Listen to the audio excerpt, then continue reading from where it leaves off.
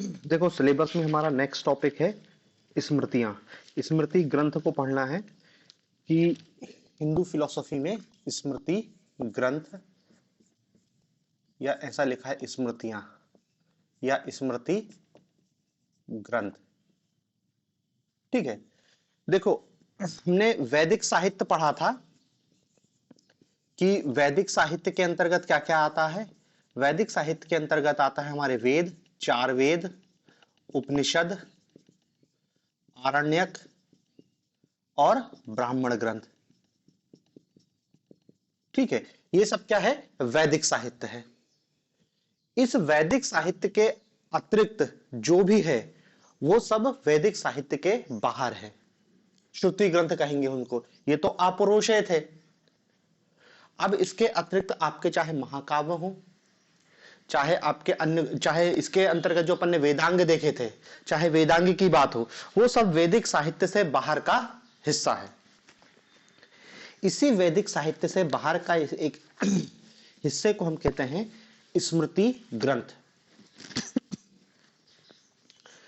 देखो है ये वेद पर ही आधारित, वेद से बाहर कुछ नहीं है, लेकिन ये इस ऋषियों ने अपने अपने हिसाब से वैदिक चीजों को सरल बनाने के लिए इन स्मृति ग्रंथों की रचना करी है। ठीक है, देखो ये वैदिक साहित्य तो इतना है, ये वैदिक साहित्य से बाहर की चीज है, वैदिक साहित्य के अतिरिक्त है। ठीक है, तो देखो सबसे पहले हम इस पे देखते हैं इसका अर्थ क्या है, शाब्दिक अर्थ। तो देखो शाब्दिक अर्थ स्मृति, स्मृति का शाब्दिक अर्थ तो वही है कि याद रखना या याद करना, याद करना, ये स्मृति शब्द का शाब्दिक अर्थ है। अब सवाल यह है कि ये स्मृति साहित्य में याद करने जैसी कौन सी बात हो रही है जो लिखा जा रहा है कि स्मृतियां, इनको कोई और नाम भी दिया जा सकता था।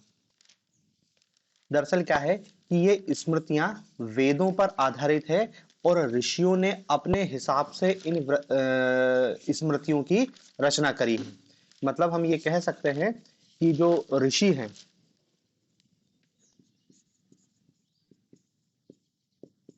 ऋषियों ने वैदिक ज्ञान के अनुसार इन स्मृति ग्रंथों की रचना की, वैदिक ज्ञान के अनुसार।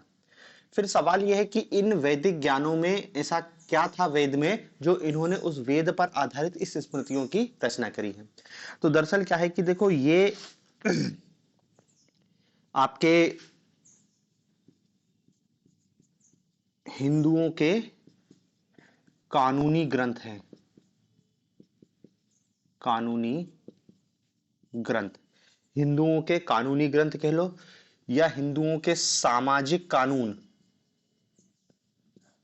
सामाजिक कानून, ये बातें इस स्मृति, इन स्मृति ग्रंथों में इसी टाइप की बातें की गई हैं।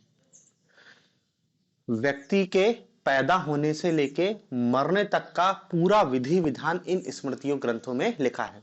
देखो जन्म से लेके मरण तक, जन्म से मरण तक पूरा, व्यक्ति जन्म होगा तो जन्म लेने के पहले जो 16 संस्कार है ना, वो इन्हीं स्मृति ग्रंथों में लिखे हुए हैं।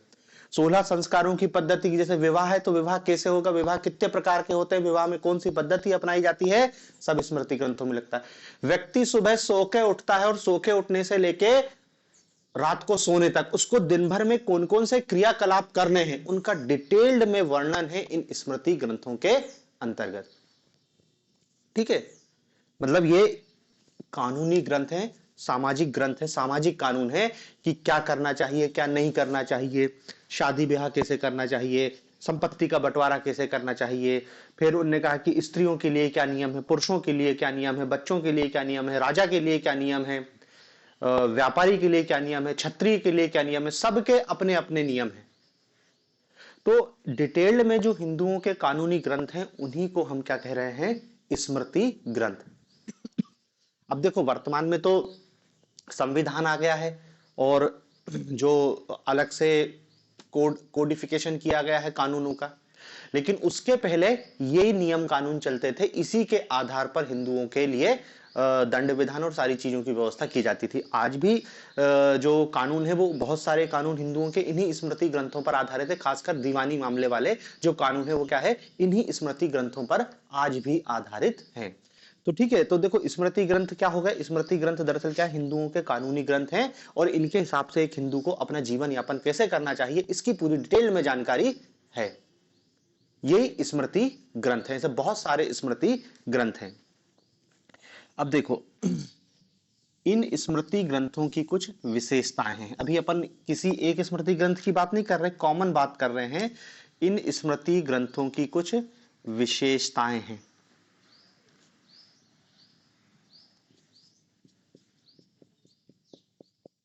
स्मृति ग्रंथों की कुछ विशेषताएं हैं। पहली विशेषता कि ये वैदिक साहित्य का भाग नहीं है। पता ही है अपन को वैदिक साहित्य में चार ही चीज है, वैदिक साहित्य का भाग नहीं है।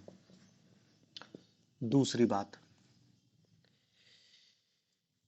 ये धर्म सूत्रों पर आधारित ग्रंथ हैं। धर्म सूत्रों पर आधारित ग्रंथ है। धर्म सूत्रों पर आधारित ग्रंथ है। देखो धर्म सूत्र याद करो, जब हमने वेदांग पढ़ा था और वेदांग के अंतर्गत वेदांग का पहला हिस्सा पढ़ा था कल्प, और कल्प के अंतर्गत हमने देखा था कि स्रोत सूत्र है, ग्रह सूत्र है और तीसरा था धर्म सूत्र। तो यही धर्म सूत्र पे आधारित हैं आपके स्मृति ग्रंथ। तीसरी विशेषता इसमें, ये आचार व्यवहार की शिक्षा प्रदान करते हैं। आचार व्यवहार की शिक्षा प्रदान करते हैं। आचार व्यवहार की शिक्षा प्रदान करते हैं मतलब कैसा आपका सामाजिक जीवन होना चाहिए, आचार व्यवहार की शिक्षा देते हैं। और एक और विशेषता बता सकते हैं, हाँ ये हिंदुओं के कानूनी ग्रंथ हैं। ये हिंदू धर्म के कानूनी ग्रंथ हैं। एक हिंदू को अपना जीवन कैसे जीना है इसके बारे में बताया गया है, लॉस है इसमें। और पांचवी विशेषता इनकी बताई गई है कि ये देवीय ज्ञान का अंश है। डिवाइन, देवीय ज्ञान का अंश है, देवीय ज्ञान का अंश है। धर्म सूत्रों पर आधारित है, ठीक है। और हाँ इसमें एक चीज और याद रख लेना, इन स्मृतियों का पहला उल्लेख आश्वलायन सूत्र में मिलता है। आश्वलायन सूत्र में, आश्वलायन जो धर्म सूत्र है, इस धर्म सूत्र में इन स्मृति ग्रंथों का प्रथम उल्लेख मिलता है। पहली बार यदि स्मृति ग्रंथों की चर्चा की गई है तो किस ग्रंथ में की गई है, आश्वलायन सूत्र में पहली बार इसका उल्लेख किया गया है, ठीक है। तो देखो ये स्मृति ग्रंथ है, स्मृति ग्रंथों की विशेषताएं हैं। अब फिर तीसरा सवाल यह है कि स्मृति ग्रंथ कितने हैं, क्या एक स्मृति ग्रंथ है या एक से अधिक स्मृति ग्रंथ है। तो देखो इसमें भी क्या है, विवाद है, कितने स्मृति ग्रंथ हैं। अलग अलग ग्रंथों, जैसे एक पुराण है पद्म पुराण, पद्म पुराण, पद्म पुराण के अनुसार स्मृति ग्रंथों की संख्या 36 है।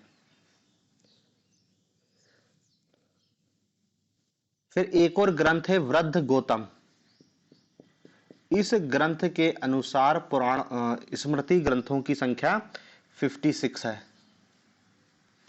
और एक और ग्रंथ है वीर मित्रोदय, वीर मित्रोदय, वीर मित्रोदय के अनुसार स्मृति ग्रंथों की संख्या 57 बताई गई है। कोई 36 कह रहा है, कोई 56 कह रहा है, कोई 57, लेकिन देखो सबसे ज्यादा प्रमाणिक पद्म पुराण को माना जाता है, तो 36 स्मृति ग्रंथ हैं। लेकिन अब देखो 36 स्मृति ग्रंथ हैं तो 36 स्मृति ग्रंथ की चर्चा हमको नहीं करनी है। कुछ महत्वपूर्ण स्मृति ग्रंथ हैं जिन स्मृति ग्रंथों के आधार पर हिंदुओं के कानून बनाए गए हैं, उन स्मृति ग्रंथों के बारे में आपको पता होना चाहिए। एक तो क्या है कि देखो सिंपल सा क्वेश्चन तो जीएस में आपको वैसे भी पूछा जा सकता है कि इस स्मृति की रचना किसने करी या निम्नलिखित में कौन सा स्मृति ग्रंथ है, लेकिन अब वो चूंकि स्पेशल स्मृतियां लिख के दे रहे हैं सिलेबस में, तो आपको कुछ प्रसिद्ध स्मृतियों और उनके अंदर क्या है इसके बारे में हमको थोड़ा सा डिटेल में जानना पड़ेगा। उसके अंदर लिख के क्या दे रहे हैं, कुछ प्रमुख स्मृतियों के बारे में जानना है। तो देखो 36 तो अपन नहीं देखेंगे, लेकिन 5-6 स्मृति ग्रंथ हैं जो हिंदुओं में बहुत महत्वपूर्ण है, जिसके हिसाब से आधुनिक कानून का भी निर्माण किया गया है। जो घरेलू दीवानी मामलों के कानून है, शादी विवाह उत्तराधिकारी, उन स्मृति ग्रंथों को हमको देखना है। तो देखते हैं, सबसे पहला और सबसे महत्वपूर्ण स्मृति ग्रंथ है मनु स्मृति।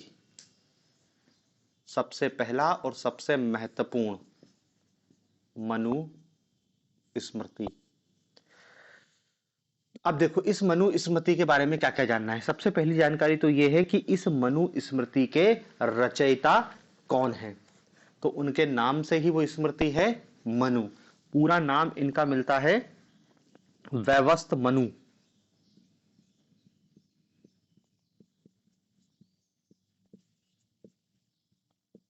वैवस्त मनु इस मनु स्मृति के रचनाकार हैं। ठीक है, ये पहला स्मृति ग्रंथ है, प्रथम स्मृति ग्रंथ। हिंदुओं का पहला स्मृति ग्रंथ है मनु स्मृति। अब देखो, सबसे प्राचीन है, सबसे प्रामाणिक है, सबसे महत्वपूर्ण है, क्योंकि आज भी हिंदुओं के ज्यादातर नियम इसी मनु स्मृति पर आधारित हैं। सबसे प्राचीन, सबसे प्रामाणिक, सबसे पहला और सबसे लोकप्रिय स्मृति ग्रंथ है मनु स्मृति। अब देखो इस मनु स्मृति और मनु के अलग अलग हमको नाम, जैसे मनु है तो पहले इसके उपनाम लिखो। उपनाम कुछ इसी मनु स्मृति में मनु के उपनाम हमको दिखाई देते हैं। जैसे मनु को दुनिया का प्रथम विधि निर्माता कहा गया है, प्रथम विधि निर्माता। मनु को दुनिया का प्रथम विधि निर्माता कहा गया है। दूसरा, धर्म का प्रथम व्यवस्थापक, यह भी मनु के लिए ही उपयोग लिया गया है। धर्म का प्रथम व्यवस्थापक, धर्म का प्रथम व्यवस्थापक कौन है? मनु है। और क्या है, इस मनु को मानव जाति का पिता, मानव जाति का पिता या मानव जाति का आदि पुरुष कहा गया। मतलब यहीं से मानव जाति प्रारंभ हो रही है। मानव जाति का पिता या मानव जाति का आदि पुरुष कहा गया है। और एक और नाम कहा गया है इनको, राज संस्था के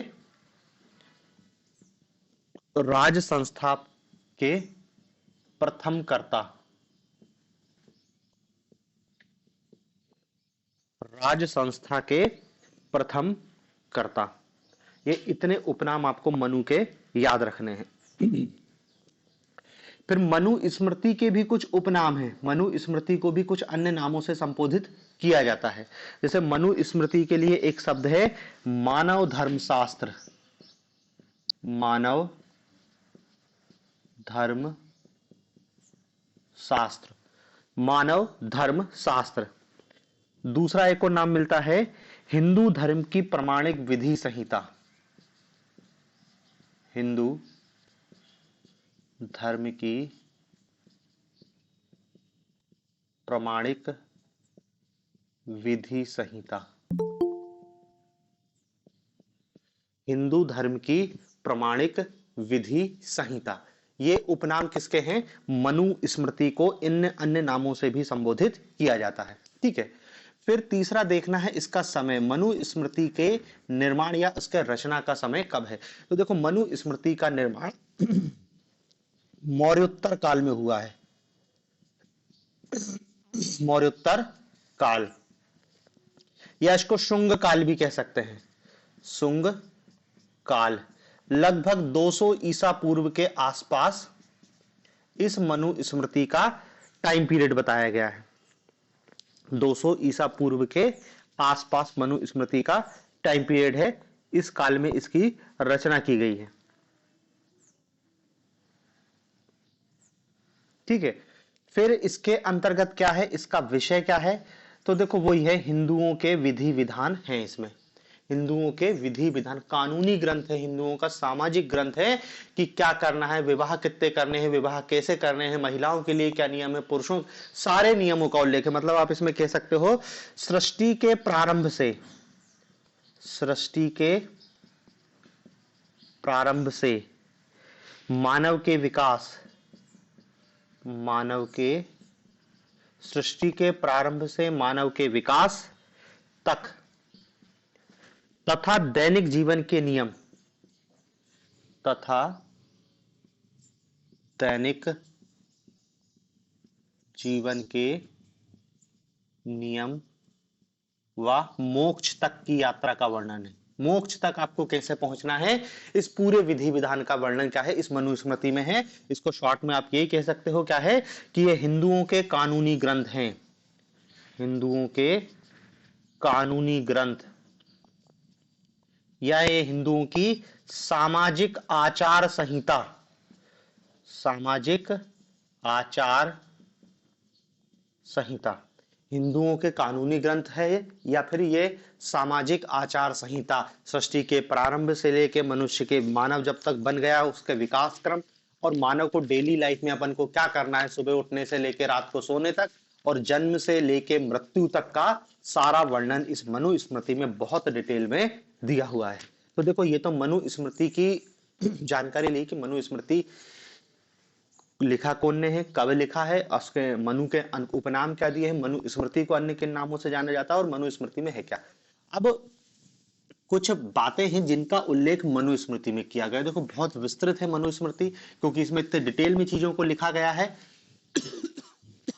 हम कुछ प्रमुख बातों को देखेंगे जो पेपर में पूछी जा सकती है, कुछ फैक्चुअल डाटा है मनुस्मृति के संदर्भ में। देखो पहली बात तो इसको याद रखो, ये मनुस्मृति का अंग्रेजी अनुवाद, ये भी पूछा जा सकता है। मनुस्मृति का अंग्रेजी अनुवाद विलियम जोन्स ने किया है, विलियम जोन्स। और विलियम जोन्स ने इसके नाम दिया था कोड ऑफ जेंटुलास, किताब लिखी थी code of Gentoo Laws. Code of Gentoo Laws William James ने इसका अंग्रेजी नाम से अनुवाद किया था, क्योंकि अंग्रेज जब आए थे भारत में तो भारतीय समाज को समझने के लिए उन्हें मुसलमानों के ग्रंथ को भी ट्रांसलेट करवाया था, और हिंदुओं, तो उन्होंने कहा कि हिंदुओं से पूछा कि तुम्हारा कौन सा ग्रंथ है, देखा कि भाई हमारा सामाजिक ग्रंथ तो मनुस्मृति, तो मनुस्मृति को अंग्रेजी में ट्रांसलेट करवाया और उस किताब का नाम रखा कोड ऑफ जेंटुलास। और इसी के आधार पर फिर उन्होंने कहा है बहुत दिनों तक शासन किया कि हिंदुओं को मनुस्मृति के हिसाब से गवर्न कर रहे हैं और मुसलमानों को उनके शरीयत के हिसाब से। ठीक है, अब इसमें कौन कौन सी प्रमुख बातें हैं जो हमको पेपर के हिसाब से है। तो देखो इसमें पहली बात आपको याद रखना है कि इसमें भारत का भौगोलिक विभाजन किया गया है, भारत का भौगोलिक विभाजन, भारत का भौगोलिक विभाजन किया है, या इसको ऐसा कह सकते हैं कि मनुस्मृति में आर्य संस्कृति के 4 क्षेत्रों का वर्णन है, आर्य संस्कृति के 4 क्षेत्रों का वर्णन है। पहला ब्रह्मवर्त, ब्रह्मवर्त, दूसरा नाम है ब्रह्म ऋषि देश, ब्रह्म ऋषि देश, तीसरा आर्यवर्त का क्षेत्र बताया गया है मध्य देश, मध्य देश, और चौथा आर्य संस्कृति का क्षेत्र बताया गया है आर्यावर्त, आर्यावर्त। ये 4 दृष्टिकोण से भौगोलिक विभाजन किया गया है। कि मनु का कहना था कि आर्य संस्कृति हमको इन इन क्षेत्रों में दिखाई देती है। ठीक है, अलग अलग नाम है ये भारत के ही क्षेत्र। जैसे यदि मध्य ब्रह्म ऋषि देश की बात करें तो ये गंगा यमुना का दोआब कहलाता था। ब्रह्मवर्त कहलाता था आपका पंजाब हरियाणा और दिल्ली के आसपास का क्षेत्र कहलाता था। ठीक है। इसी प्रकार से मध्य देश और हिमाचल और विंध्याचल के बीच का देश क्षेत्र हिमाचल और विंध्याचल के बीच का क्षेत्र मध्य देश, और आर्यवर्त इस पूरे क्षेत्र को वो कहते ही हैं। तो ये भारत का भौगोलिक विभाजन हमको किसमें दिखाई देता है? मनुस्मृति में। पहली बात तो ये हो गई। दूसरी बात क्या है?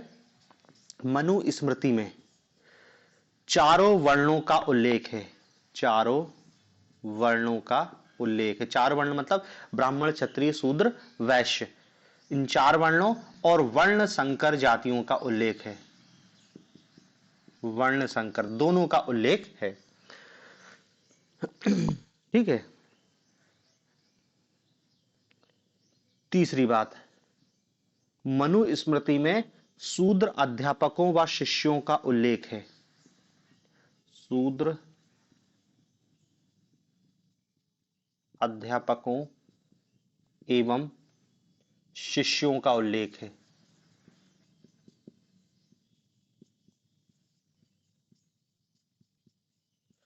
शूद्र अध्यापकों एवं शिष्यों का उल्लेख है। देखो ये लाइन बहुत महत्वपूर्ण है, क्योंकि मनुस्मृति में शूद्रों और महिलाओं के लिए बहुत कठोर नियम बताए गए हैं। शूद्रों और महिला अध्यापन से मतलब शिक्षा से दूर रखा गया है, लेकिन इसी मनुस्मृति में कुछ शूद्र अध्यापकों और शिष्यों का उल्लेख है। तो ये पेपर में लाइन पूछी जा सकती है कि किस स्मृति में शूद्र अध्यापकों और शिष्यों का उल्लेख है। कोई नहीं सोचेगा कि मनुस्मृति में उल्लेख हो सकता है, लेकिन मनुस्मृति में ही वो उल्लेख है कि कुछ शूद्र अध्यापकों और शिष्यों की चर्चा की गई है। फिर चौथा पॉइंट, दास प्रथा के बारे में बताया गया है। दास प्रथा, ठीक है। और देखो मनुस्मृति में दास प्रथा का उल्लेख है, और दास प्रथा के संदर्भ में जितनी जानकारी है, 7 प्रकार के दास बताए गए हैं मनुस्मृति में। 7 प्रकार दास प्रथा का उल्लेख है, और कितने? 7 प्रकार के दासों का उल्लेख किया गया है। ठीक है। फिर इसमें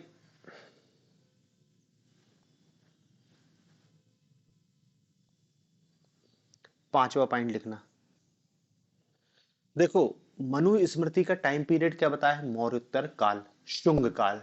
और शुंग काल के बारे में आपको जानकारी है, मौर्योत्तर काल के बारे में जानकारी है कि इस काल में विदेशी आक्रमणकारी एक के बाद एक भारत में आना चालू हो जाते हैं।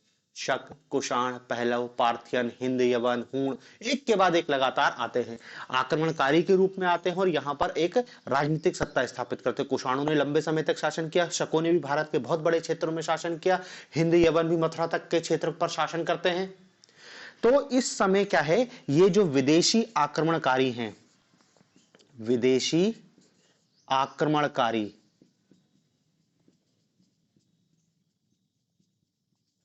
विदेशी आक्रमणकारी। अब देखो कल ही हम पढ़ रहे थे मौर्योत्तर काल, देखा था कि विदेशी आक्रमण के समय वर्ण व्यवस्था का संकट हुआ। कलयुग की कॉन्सेप्ट निकल के आया। क्यों? क्योंकि वैश्य और शूद्र दोनों वर्ण व्यवस्था के नियमों को नहीं मान रहे थे, और जो विदेशी लोग आए थे उनको वर्ण व्यवस्था में कहां शामिल करें, ये समस्या उत्पन्न हो रही थी। तो अब कायदे से तो ये वर्ण व्यवस्था से बाहर थे, यदि इनको वर्ण व्यवस्था में जगह देनी है बाहरी लोगों को, तो इनको कायदे से शूद्रों के अंतर्गत शामिल करना था, क्योंकि उनने कहा निचले हैं, बाहरी लोग हैं, फलान ठिकाना। लेकिन अब कैसे करते हैं इनको शूद्रों में शामिल? ये तो राजा बन गए हैं, तो समझ रहे हैं ना, अब राजा बन गए हैं तो इनको तो सम्मान देना ही पड़ेगा। तो विदेशी आक्रमणकारियों को इनने वर्ण व्यवस्था में शामिल किया, और इनको किस वर्ण में शामिल किया? क्षत्रिय वर्ण में शामिल किया। लेकिन क्षत्रिय के आगे एक और शब्द जोड़ दिया गया। ये कौन से क्षत्रिय हैं? व्रात क्षत्रिय। व्रात, व्रात क्षत्रिय, क्षत्रिय है लेकिन व्रात क्षत्रिय। और व्यात्र क्षत्रिय का मतलब होता है निम्न कुल का क्षत्रिय। निम्न कुल का क्षत्रिय। व्रात क्षत्रिय का मतलब है निम्न कुल का क्षत्रिय। समझ रहे ना? चाहते तो वो शूद्रों में शामिल करना, लेकिन शूद्रों में शामिल कर नहीं सकते थे, क्योंकि वो तो शासन कर रहे हैं, राजा बन गए हैं, गर्दन काट देंगे। तो इसलिए उनको एक नई कैटेगरी क्षत्रिय कहा गया है। तुम आज से क्षत्रिय, लेकिन समाज में क्या बोला गया कि तुम व्रात क्षत्रिय हो। व्रात क्षत्रिय मतलब वही जो पहले के क्षत्रिय है उनसे थोड़ा सा तुम नीचे रहोगे, निम्न कुल के क्षत्रिय हो। उनको नहीं बताएंगे, लेकिन उनने अपने समाज में इस टाइप का विभाजन किया। ठीक है, तो ये व्रात क्षत्रिय की बात भी किसमें की गई है? मनु स्मृति में की गई है। अब और बात है इस मनुस्मृति के संदर्भ में, देखो इसको हम इसलिए इतना डिटेल में पढ़ रहे हैं क्योंकि सबसे मेन स्मृति ग्रंथ यही है, यही हिंदुओं का आधार है। अदालत में भी इसी मनुस्मृति के आधार पर ज्यादातर दीवानी मामलों के मामले में तय किए गए हैं, जिसमें नियम आ गया है, जैसे हिंदू कोड बिल आ गया था या मैरिज एक्ट या सक्सेशन एक्ट आ गया, वहां वहां मनुस्मृति को रिप्लेस कर दिया गया है। लेकिन जहां जहां नहीं आया है वहां वहां आज भी मनुस्मृति को ही एक आधार बना के अदालत भी निर्णय देती है। अब देखो इसमें स्त्रियों के बारे में क्या कहा गया है। स्त्रियों के बारे में तो बहुत ही बुरा बुरा कहा गया है। पहली बात क्या है, स्त्रियों को वेद अध्ययन का अधिकार नहीं है। वेद अध्ययन का अधिकार नहीं।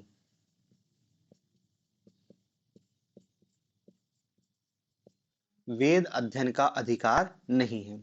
स्त्रियों को संपत्ति का अधिकार नहीं है। संपत्ति पर अधिकार नहीं। ना तो शिक्षा का अधिकार है, ना वेद अध्ययन का अधिकार है, ना ही संपत्ति का अधिकार है। हाँ, लेकिन स्त्रियों के लिए बोला गया है कि स्त्री को स्त्री धन पर अधिकार दिया गया है। स्त्री धन, स्त्रियों को उनके स्त्री धन पर अधिकार है। अब स्त्री धन क्या होता है? तो स्त्री धन वो है जो उसको विवाह के समय जो उसके गिफ्ट मिला है वो उसका स्त्री धन होता है। जो जेवर वगैरह जो भी मिला है वो उसका स्त्री धन है। और स्त्री धन में भी देखो, स्त्री धन पर मां के बाद उसकी पुत्री का अधिकार है, बहू का अधिकार नहीं बताया गया है। और पुत्री के बाद बताया गया है बहू का अधिकार। तो ये स्त्री धन के बारे में बोला गया है, बाकी कोई संपत्ति का अधिकार इनको नहीं दिया गया है। फिर स्त्रियों के विवाह की आयु, विवाह की आयु 8 वर्ष तय की गई है। अब सोचो, ये तो सीधे सीधे बाल विवाह है ना, लिखा नहीं है बाल विवाह, लेकिन 8 वर्ष का विवाह होगा तो बाल विवाह ही माना जाएगा। तो एक तरह से मनुस्मृति बाल विवाह। स्त्रियों की 8 वर्ष, और पुरुषों के लिए बताया गया है कि हाँ 24 वर्ष का पुरुष 8 वर्ष की स्त्री से शादी कर सकता है। पुरुष के लिए तो कोई लिमिट नहीं है, वो कितना भी है ये।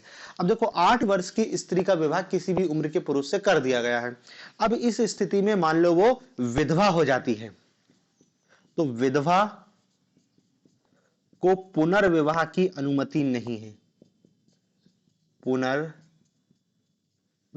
की अनुमति नहीं। पुनर्विवाह तो बहुत छोड़ो, लिखा है कि विधवा अपने मन में भी पर पुरुष का ख्याल नहीं ला सकती, उसके मन तक को भी कंट्रोल करने का प्रयास किया गया है।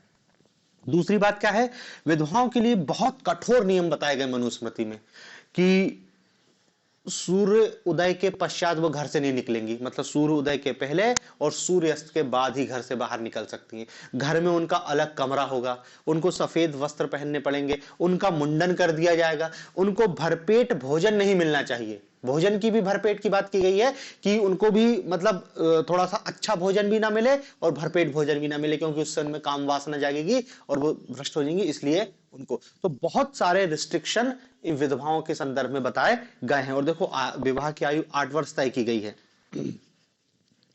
फिर सती प्रथा का भी समर्थन है इसमें। सती प्रथा का समर्थन, सती प्रथा का समर्थन किया गया है। तो देखो स्त्रियों और शूद्रों दोनों के लिए मनुस्मृति में बहुत कठोर नियमों का उल्लेख किया गया है। और देखो ये मनुस्मृति, यदि इसको आधार देखा जाए, ये मनुस्मृति आपके यजुर्वेद की मैत्राणी संहिता के धर्म सूत्र से विकसित है।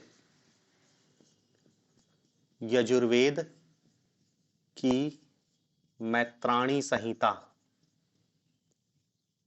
मैत्रायणी संहिता के धर्म सूत्र से विकसित है। समझ रहे ना, हवा में नहीं है मनुस्मृति, आधार उसका आपका वेद और वैदिक साहित्य पे ही निर्भर है। और स्त्रियों और शूद्रों के लिए इतने कठोर नियम होने के कारण ही मनुस्मृति को एक रूढ़िवादी ग्रंथ कहा जाता है। इसलिए जब भी किसी व्यक्ति को रूढ़िवादी के रूप में चिन्हित करना होता है तो हम उसके लिए कहते हैं कि मनुवादी व्यक्ति है। मनुवादी व्यक्ति मतलब रूढ़िवादी व्यक्ति, कंजर्वेटिव, स्त्रियों की स्वतंत्रता के खिलाफ, शूद्रों की स्वतंत्रता के खिलाफ। इसलिए डॉक्टर अंबेडकर भी मनुस्मृति का दहन किया था। क्यों? क्योंकि उन्होंने कहा कि इसमें दलितों और महिलाओं के लिए गलत बातें लिखी है, इसलिए उसको जलाया। आज भी मनुस्मृति दहन दिवस मनाया जाता है। समझ रहे ना, हिंदुओं का सबसे मेन कानूनी ग्रंथ है, उसी का दहन दिवस भी यही मनाया जा रहा है। तो ये मनुस्मृति में स्त्रियों और शूद्रों के लिए कुछ बातें हैं जिनका उल्लेख मतलब जो उनके दृष्टिकोण से ठीक नहीं है। फिर देखो, इसमें विवाह के बारे में भी कुछ उल्लेख किया गया है।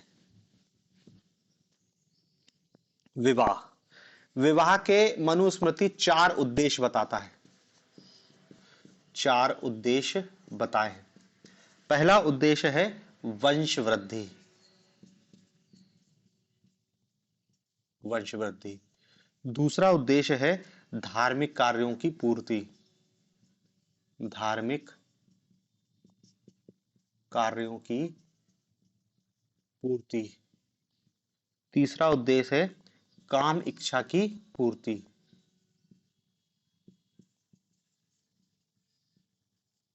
काम इच्छा की पूर्ति। और चौथा है पितृ ऋण से उऋण होना, पितृ ऋण से उऋण होना या पितृ ऋण से मुक्ति। आप समझ ही रहे होगे ना, पंच महायज्ञ करने हैं, वो सब धार्मिक कार्य के अंतर्गत आएंगे और धार्मिक कार्य बिना पत्नी के तो होगा ही नहीं। इसलिए विवाह के ये 4 उद्देश्य मनुस्मृति में बताए गए हैं। फिर इस मनुस्मृति में विवाह की संख्या बताई गई है कि ब्राह्मण 4 विवाह तक कर सकता है, क्षत्रिय 3 विवाह कर सकता है, वैश्य 2। और ये केवल देखो पुरुषों के लिए, ब्राह्मण महिला मत समझ लेना, महिला को तो कोई अधिकार नहीं है। ब्राह्मण 4 विवाह कर सकता है, क्षत्रिय 3, वैश्य 1, वैश्य 2 और शूद्रों का कोई उल्लेख नहीं है। ठीक है, तो देखो इतनी बातें मनुस्मृति के संदर्भ में आपको याद रखनी है। और इसमें मनुस्मृति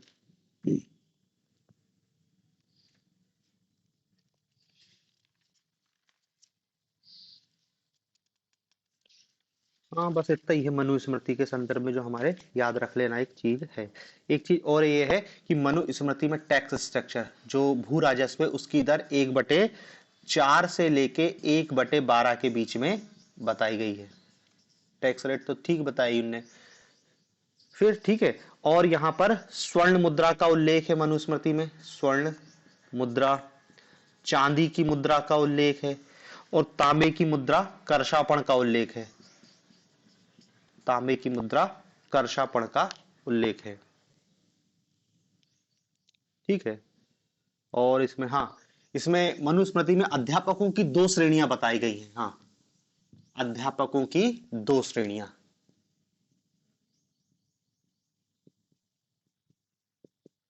2 टाइप के अध्यापक हैं। एक को कहते हैं उपाध्याय, उपाध्याय, और दूसरे टाइप के कहलाते थे आचार्य। उपाध्याय कौन है? जो जीविको उपार्जन के लिए अध्यापन का काम करते हैं, जीविको उपार्जन के लिए अध्यापन का काम करते हैं।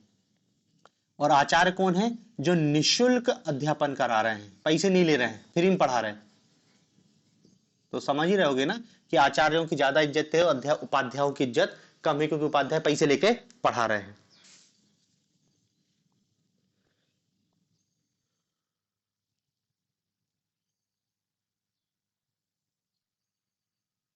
ठीक है, इतना ही है आपकी मनुस्मृति के संदर्भ में। हाँ, इसमें बस एक अंतिम चीज और याद रख लेना, इनके टीकाकार, इन पे भाष्य लिखा है, कुछ लोगों ने टीकाकार टिप्पणी लिखी है, तो उनके नाम याद रख लेना। एक है मेघातिथि, इन्होंने मनुस्मृति पर भाष्य लिखा है या टिप्पणी लिखी या टीका लिखा है, कुछ भी कह लो। दूसरा है भररुचि, भररुचि। तीसरा है सर्वज्ञ नारायण,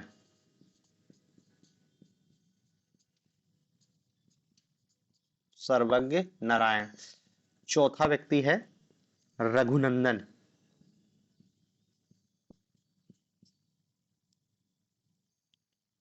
रघुनंदन। पांचवा है गोविंद राज,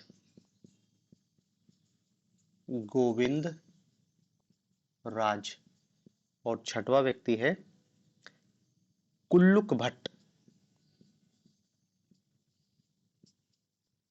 कुल्लुक भट्ट। ये 6 लोग हैं, 6 का नाम याद रखना, जिन्होंने मनुस्मृति पर टीका लिखी है या भाष्य लिखा है। ठीक है, तो देखो इतनी बातें हमको मनुस्मृति के संदर्भ में याद रखनी है।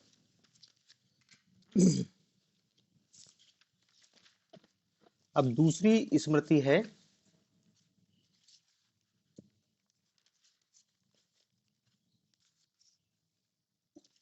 विष्णु स्मृति। मनुस्मृति के बाद एक और स्मृति ग्रंथ है विष्णु स्मृति।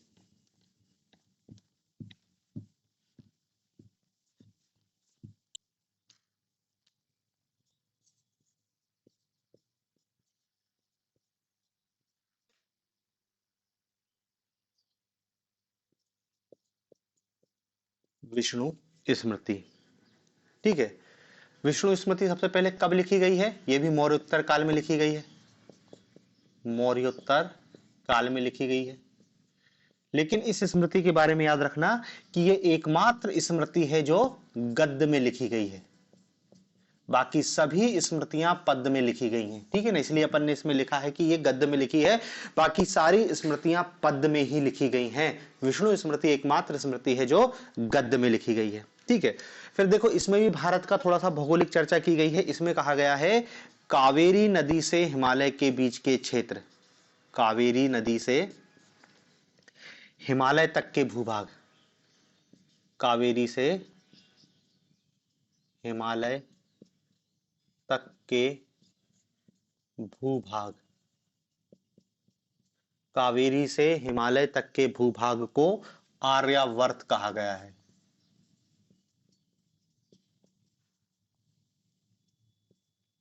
आर्यावर्त कहा गया है। ठीक है, फिर विष्णु स्मृति में शूद्रों को थोड़ा सा उदार दृष्टिकोण दिया गया है। इसमें कहा गया है कि शूद्र भी सन्यासी हो सकता है, शूद्र भी सन्यासी हो सकता है और मोक्ष की प्राप्ति कर सकता है।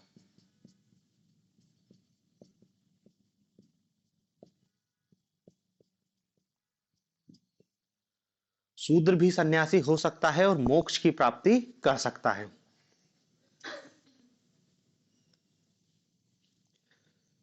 स्त्री धन के बारे में कुछ बात कही है। स्त्री धन, स्त्री धन में कहा गया है कि देखो स्त्री धन पर यह भी पुत्री के अधिकार को स्वीकार करते हैं, मां से पुत्री को मिलेगा। इसमें एक चीज और जोड़ दी गई है कि पति की संपत्ति पर पत्नी का अधिकार है, पति की संपत्ति पर पत्नी का अधिकार है, पति की संपत्ति पर पत्नी का अधिकार है। ये भी सती प्रथा का समर्थन करते हैं।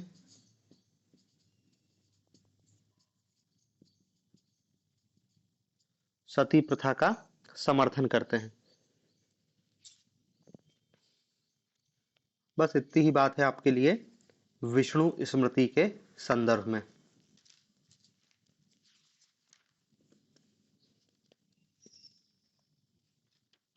अगली स्मृति है हमारी याज्ञवल्क्य की स्मृति।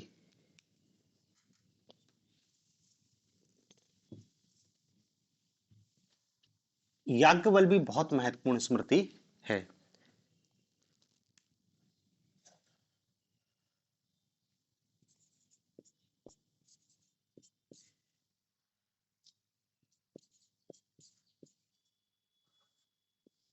याज्ञवल्क स्मृति। इसका टाइम पीरियड भी वही है, 100 से 300, 100 ईसा पूर्व से 300 ईस्वी तक। 100 ईसा पूर्व से 300 ईस्वी के बीच इस याज्ञवल्क स्मृति की रचना की गई है। अब देखो इसकी महत्वपूर्ण बातें। इसमें स्त्री के विवाह की उम्र, स्त्री के विवाह की उम्र 13 साल बताई गई है, 13 वर्ष, और उसके राजस्व वाला पूर्ण उपरांत, राजस्व वाला के उपरांत। मनु ने तो 8 वर्ष बताया था और राजस्व वाला का भी कोई उल्लेख नहीं किया, तो ये थोड़ा सा और लिबरल है। फिर इस याज्ञवल्क स्मृति में दासों के लिए थोड़े उदार नियम हैं, दासों के लिए नियम उदार हैं, दासों के लिए नियम थोड़े उदार हैं। तीसरी बात है, याज्ञवल्क स्मृति में मुद्राओं के लिए नाटक शब्द का उल्लेख है, मुद्राओं के लिए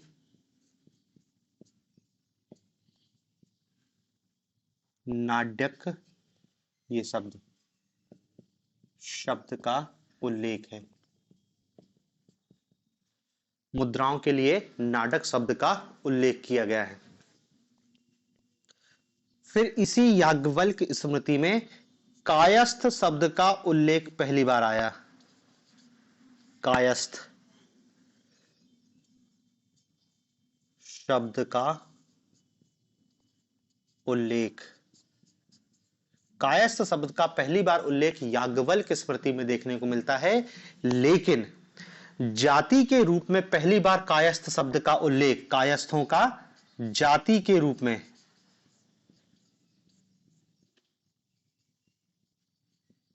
पहली बार उल्लेख ओसनम स्मृति में आता है, ओसनम स्मृति में आता है।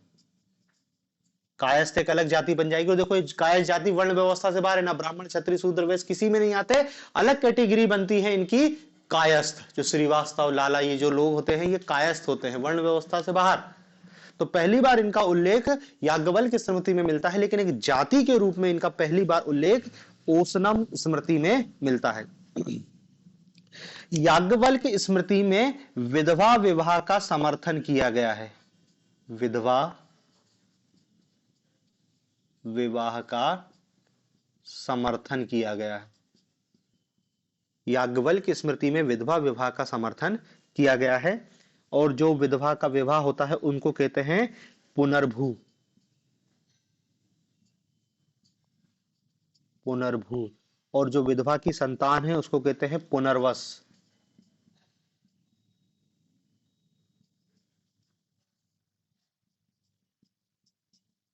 ठीक है, तो पुनर्भू और पुनर्वस। फिर इस याज्ञवल्क में स्मृति में और क्या बोला गया है? इस याज्ञवल्क स्मृति में एक दो लाइन और है।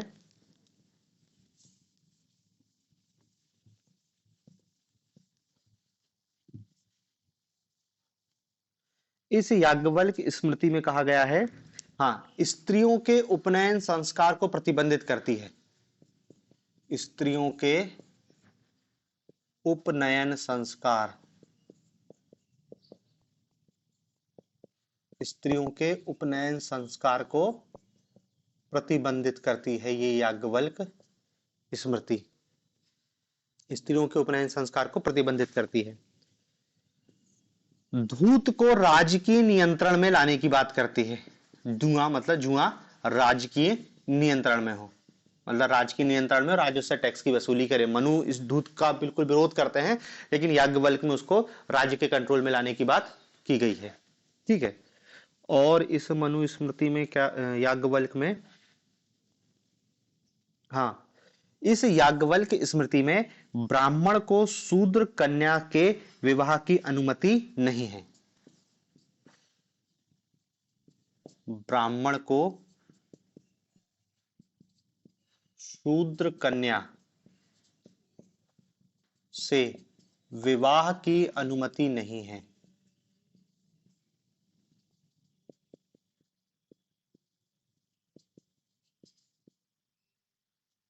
मनुस्मृति ब्राह्मण को शूद्र कन्या से विवाह करने की अनुमति देता है, लेकिन याज्ञवल्क्य अनुस्मृति इस बात को खारिज करती है कि ब्राह्मणों को शूद्र कन्या से विवाह करने का कोई अधिकार नहीं है। ठीक है, तो इतनी बात याज्ञवल्क्य स्मृति। और ये चीज याद रखना कि याज्ञवल्क्य स्मृति ही वो स्मृति है जो पहली बार स्त्रियों को संपत्ति का अधिकार का समर्थन करती है। स्त्रियों को संपत्ति के अधिकार, स्त्रियों को संपत्ति के अधिकार का समर्थन पहली बार किया गया है याज्ञवल्क्य स्मृति में। ठीक है, फिर इस याज्ञवल्क्य स्मृति के कुछ टीकाकार हैं। 3 लोग का नाम याद रखना याज्ञवल्क्य स्मृति के टीकाकार। एक है आपके आदित्य प्रथम, या इनको अपार्क भी कहा गया है, दोनों नाम एक ही है, आदित्य फर्स्ट या अपरार्क, अपरार्क,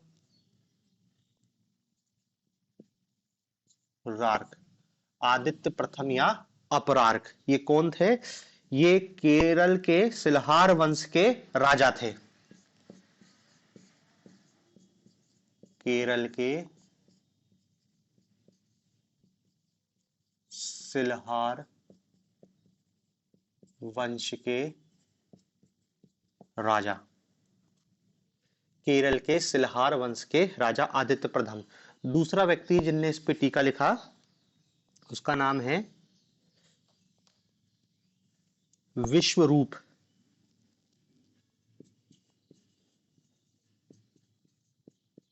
विश्वरूप। और तीसरा टीकेकार का नाम है विज्ञानेश्वर।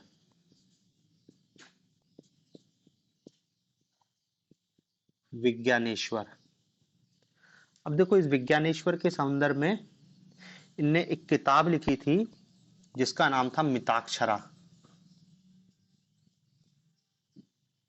विज्ञानेश्वर की किताब का नाम क्या है? मिताक्षरा। और इस मिताक्षरा में एक चीज याद रखना कि पिता के जीवन काल में ही पुत्रों के मध्य संपत्ति के बंटवारे का समर्थन करती है। पिता के जीवन काल में पुत्रों के मध्य संपत्ति का बंटवारा करती है।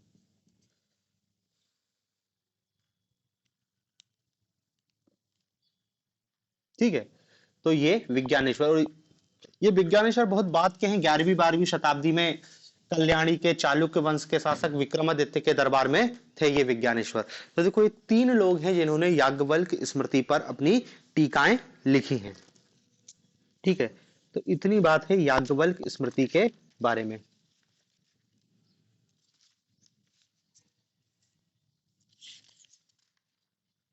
ठीक है, अब देखो, हमने इस याज्ञवल्क्य स्मृति में ये भी लिखा था ना कि ये विधवा विवाह का समर्थन करते हैं। याज्ञवल्क्य स्मृति ये पुरुष के पुनर्विवाह का आप समर्थन करते हैं, लेकिन पुरुष के पुनर्विवाह के लिए कुछ शर्तों का उल्लेख करते हैं।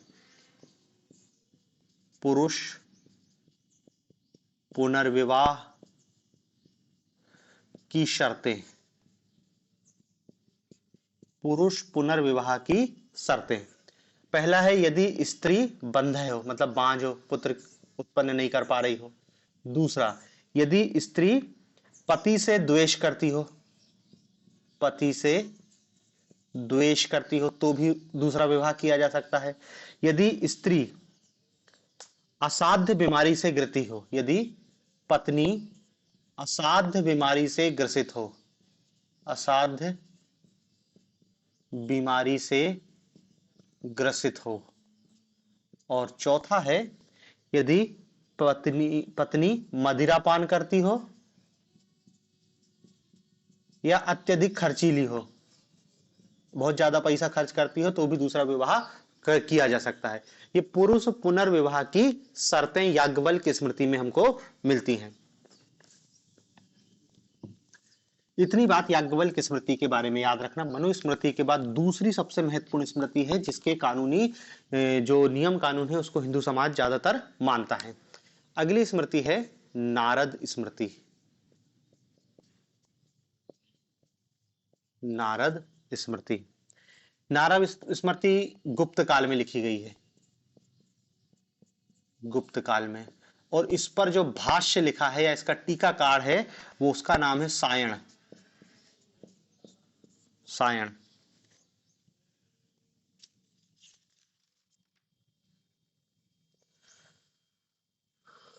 ठीक है। अब देखो नारद स्मृति में जो सबसे महत्वपूर्ण बात है ये कि ये पहली स्मृति है जो दास मुक्ति का विधान करती है। पहली स्मृति जो दास मुक्ति का विधान करती है।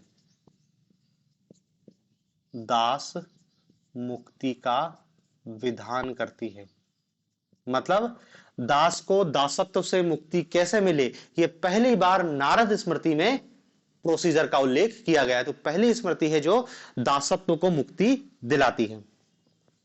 ये नारद स्मृति 15 प्रकार के दासों का उल्लेख करती है। 15 प्रकार के दासों का उल्लेख। देखो दास व्यवस्था का सबसे प्राचीनतम उल्लेख हमको ऋग्वेद में दिखता है। दासों का सबसे प्राचीनतम उल्लेख कहां मिलता है? ऋग्वेद में। फिर मनुस्मृति हमने देखा कि 7 प्रकार के दासों की चर्चा करती है। मनुस्मृति ने बताया 7 प्रकार के दास है। कौटिल्य का अर्थशास्त्र 9 प्रकार के दास बताता है, 9 प्रकार के दास बताता है। और नारद स्मृति 15 प्रकार के दास बताती है। और नारद स्मृति ही पहली स्मृति है जो दासों की मुक्ति का विधान करती है। फिर नारद स्मृति में और क्या लिखा है कि पुरुष की मृत्यु के बाद, पुरुष की मृत्यु के बाद राज्य उसकी संपत्ति का अधिग्रहण कर ले।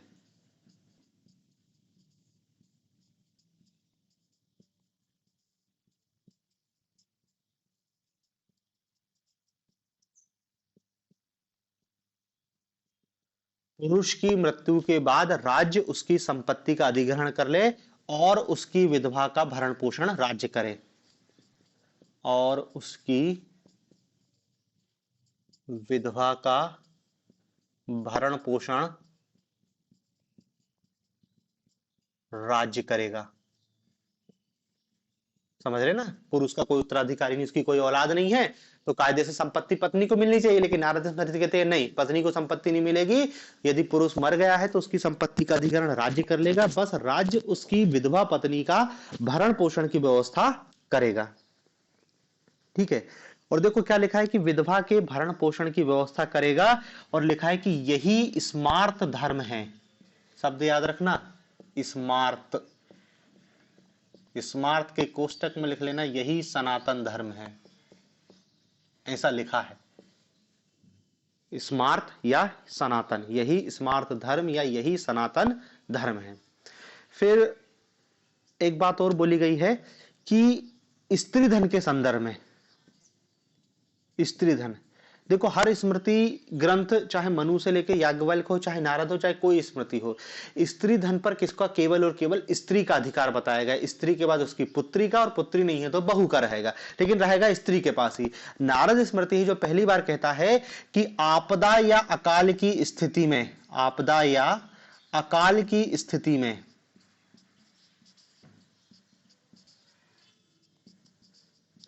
आपदा या अकाल की स्थिति में पुरुष स्त्री धन का प्रयोग कर सकता है। कोई पुरुष स्त्री धन का प्रयोग कर सकता है, मतलब संकटकालीन स्थिति में वो स्त्री धन को भी अपने लिए उपयोग में ला सकता है।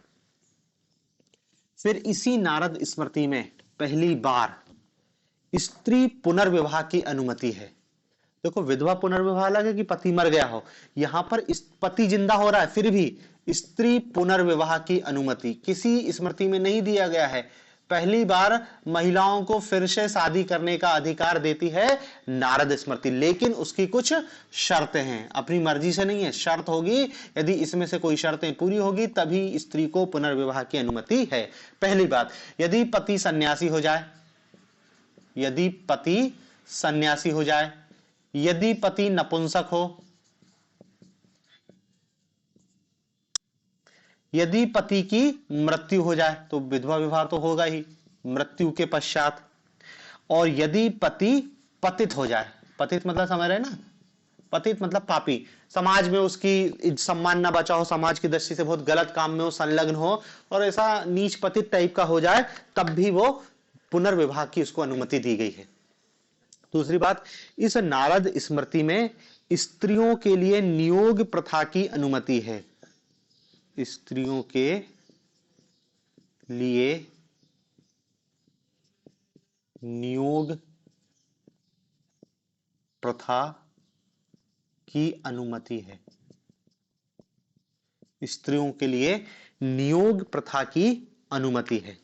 देखो, नियोग प्रथा प्राचीन भारत का एक ट्रेडिशन था। क्या ट्रेडिशन था कि यदि कोई महिला है और उसको संतान नहीं हो रही है, शादीशुदा है, पति से उसको संतान की प्राप्ति नहीं हो रही है, तो वो क्या है, नियोग कर लेगी, किसी दूसरे पुरुष से बच्चा संतान की प्राप्ति करेगी। और सामान्यतः नियोग प्रथा में क्या है, उसका देवर होता है, देवर से वो शादी तो नहीं करेगी, लेकिन संतान प्राप्ति की करेगी और उसको समाज में बकायदा सम्मान मिलता था। यह प्रथा मान्य थी, इसको नियोग प्रथा कहते हैं।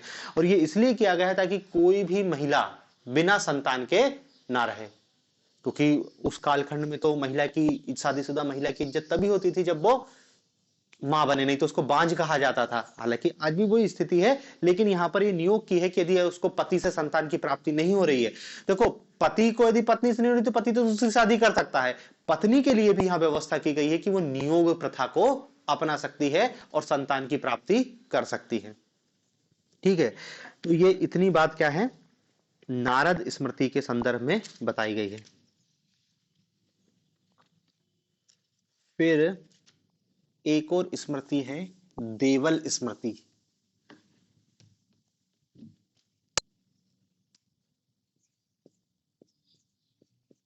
देवल स्मृति, और देवल स्मृति तो बहुत बाद की है, मध्यकाल में जब मुस्लिम आ गए थे भारत में, उसके बाद ये देवल स्मृति लिखी गई है। इसलिए इस देवल स्मृति में मुसलमानों को हिंदू धर्म में परिवर्तन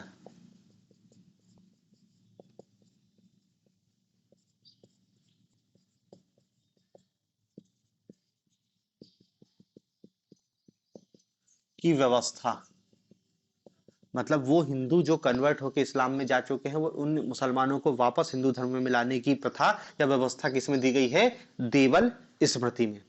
ठीक है, तो देखो ये कुछ प्रमुख स्मृति है। इसके अतिरिक्त एक पाराशर स्मृति है, पाराशर स्मृति। इस पराशर स्त्री में स्त्री धन के बारे में अलग से थोड़ी चर्चा की गई है।